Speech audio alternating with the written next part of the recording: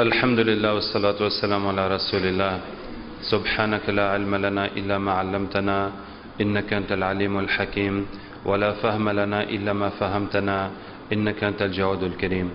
Donc le sujet c'est le rôle de l'intellectuel musulman dans l'édification de la cité. Et nous allons étudier ce rôle à travers l'histoire de Youssouf alayhi salam. Alors, la question que certains peuvent se poser, mais est-ce que Youssouf est un intellectuel? Est-ce que la notion d'intellectuel, ça existait avant? Bien sûr, ça existait, parce que l'homme, il n'est pas intelligent depuis seulement maintenant. Et notamment l'Égypte ancienne, ils avaient des sciences.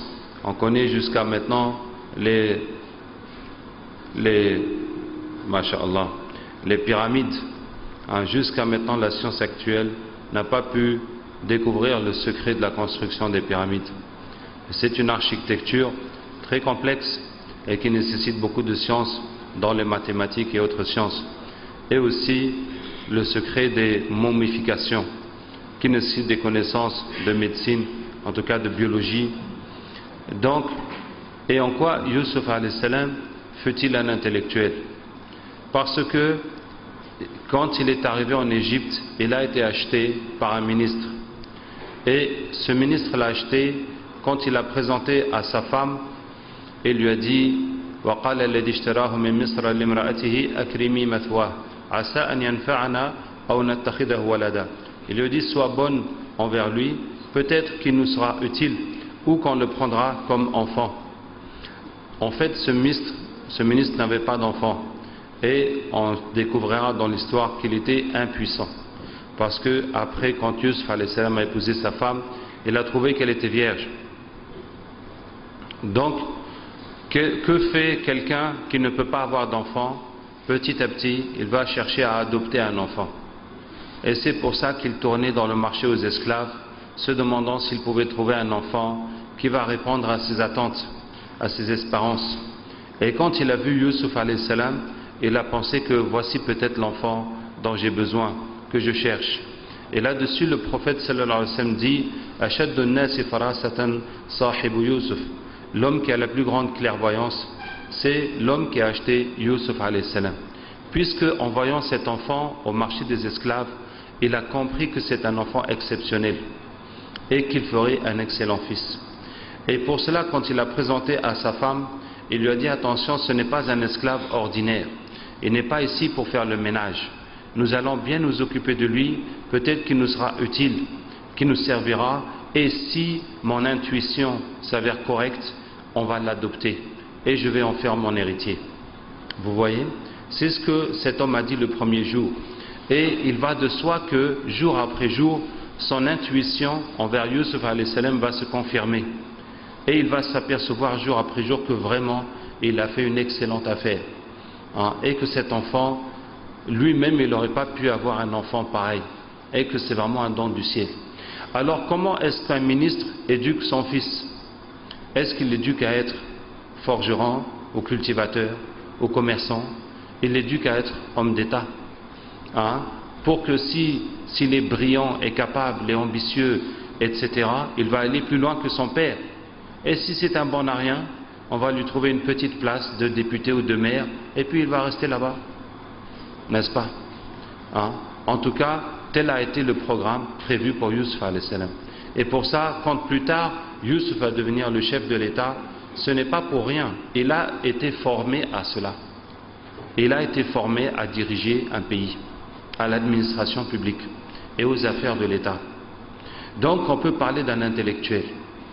Maintenant, nous allons essayer de comprendre qu'est-ce qu'Allah Ta'ala attend de nous en tant qu'intellectuels musulmans et quel est notre rôle dans la société, et on va prendre pour cela l'exemple de Youssouf alayhi salam.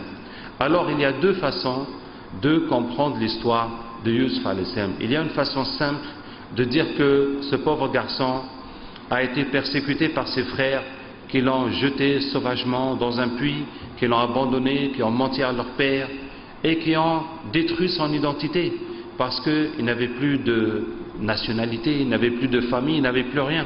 Et il est parti comme ça à l'aventure dans l'inconnu.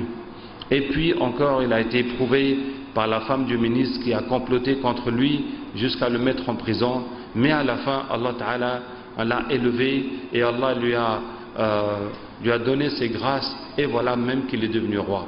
Ah, donc tout finit bien, qui finit bien. Voici donc cet homme qui a patienté, qui a été pieux et qui a été récompensé par Allah. Mais il y a une deuxième façon de considérer cette histoire.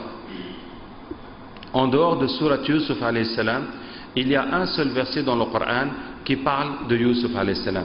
C'est dans Surat Ghafir le pardonneur, quand Allah a envoyé Moussa alayhi salam en Égypte au fils d'Israël, puisque, pour qu'on comprenne bien, Israël en hébreu c'est Yaqub en arabe. Yaqub est le père de Yusuf alayhi salam, et les 12 fils de Yaqub, c'est les 12 fils d'Israël qui ont donné les 12 tribus d'Israël.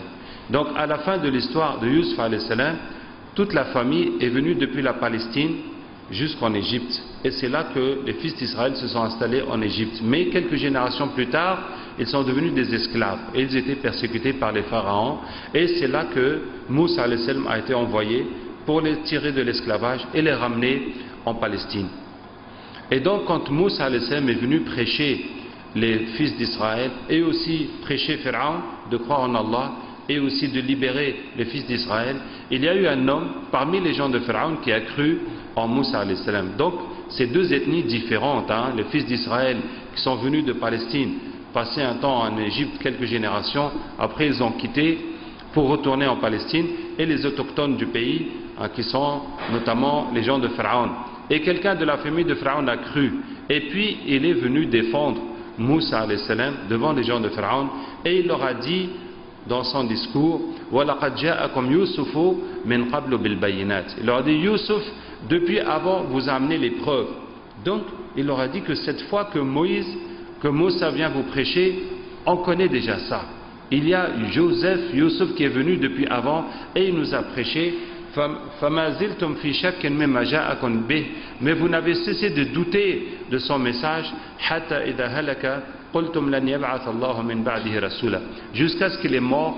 Vous avez dit que Allah n'enverra pas de prophète après lui. Ça veut dire que Yusuf alayhi salam est mort après que toute l'Égypte a cru en Allah et en son prophète. Et voilà comment on va regarder cette histoire. Que cet homme, Yusuf alayhi salam, a été à lui tout seul, par la grâce d'Allah Ta'ala, la cause de la guidée de tout ce peuple, de tout ce pays. Et regardez maintenant comment Allah a envoyé dans un pays qui est une superpuissance, qui est un grand pays, une superpuissance, un enfant tout seul, et qui était esclave, et qui était étranger. Et depuis qu'il est venu dans ce pays, il n'y avait aucun croyant dans ce pays, aucun autre croyant que lui. Et depuis qu'il est allé là-bas, il n'a plus eu aucun contact avec son père ou avec ses enseignants ou avec personne d'autre. Et quel a été le parcours de cet enfant jusqu'à ce qu'il grandisse et jusqu'à ce qu'il soit la cause de la guidée de tout ce peuple. Vous voyez, ça veut dire que si nous avons l'ambition d'islamiser ce pays, le Niger, bon, le pays musulman, mais que l'islam soit complet, soit fort, que les musulmans, leurs pratiques s'améliorent, etc. Si nous avons cette ambition, n'est-ce pas que c'est une grande ambition?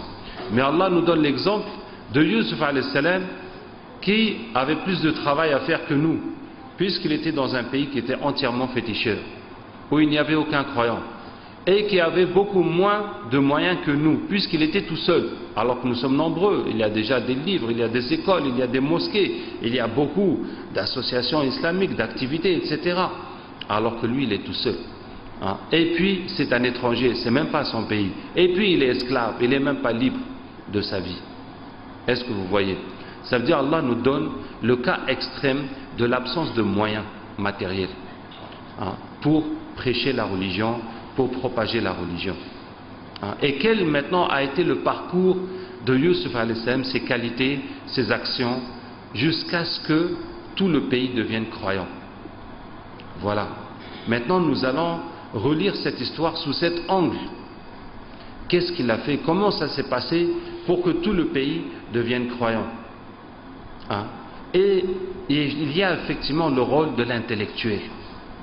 parce qu'il a su comprendre l'économie qui est dans la politique une des choses centrales, hein, le fonctionnement de l'économie, hein, et donc il a pu, et aussi comment gérer les gens, gérer les hommes, et jusqu'à ce que tout le monde